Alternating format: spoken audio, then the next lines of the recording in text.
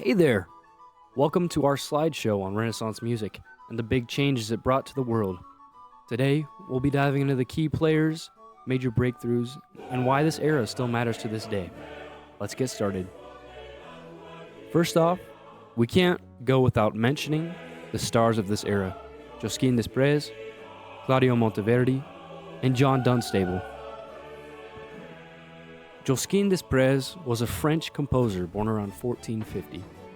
He was a total game changer, making polyphony, music with multiple melodies, very popular. His piece, Ave Maria Virgo Serena, is still a classic. He passed away in 1521, but left a huge legacy.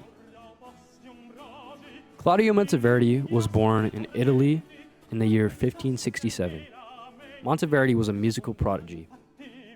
He started composing at 15 and went on to write groundbreaking operas like his first in 1607.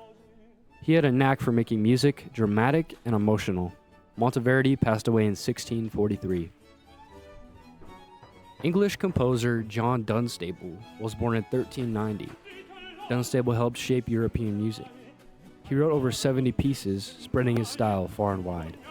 He passed away in 1453, but his influence is undeniable.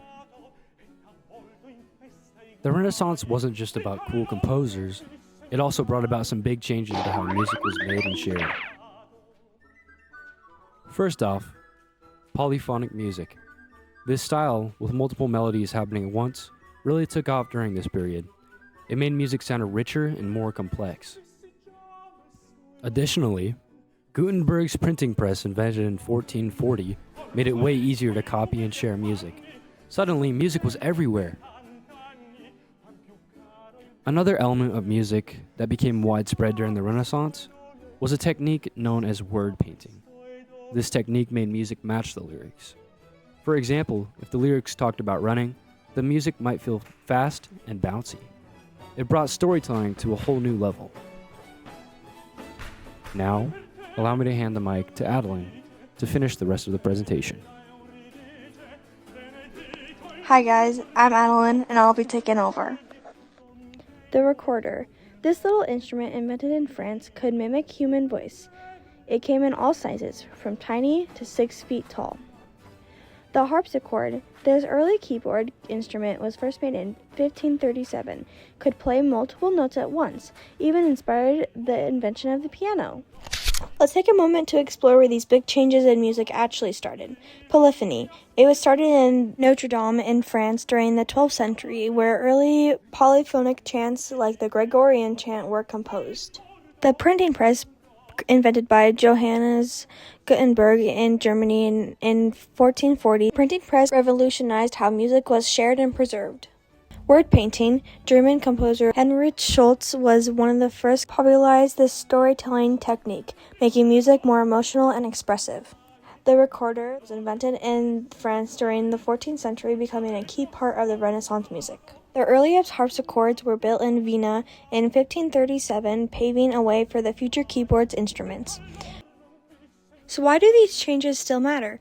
Polyphone made modern music richer and more expressive. The printing press made music accessible for everyone, not just the elite. And techniques like word painting added depth to music, making it more emotional and relatable. Instruments like the recorder and harpsichord paved the way for modern ones like the piano. Now let's check out some of the greatest hits from the Renaissance.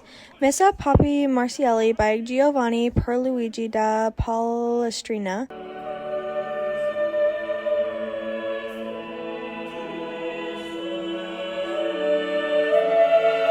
Speeman Olim by Thomas Tales, Come Again, Sweet Love by John Dolan, Miranda's Poet by Guillaume Dufay, La Homme Homme by Josquin des Prez. These pieces showed off the creativity and musical evolution of the time. A great big shout out to English National Opera.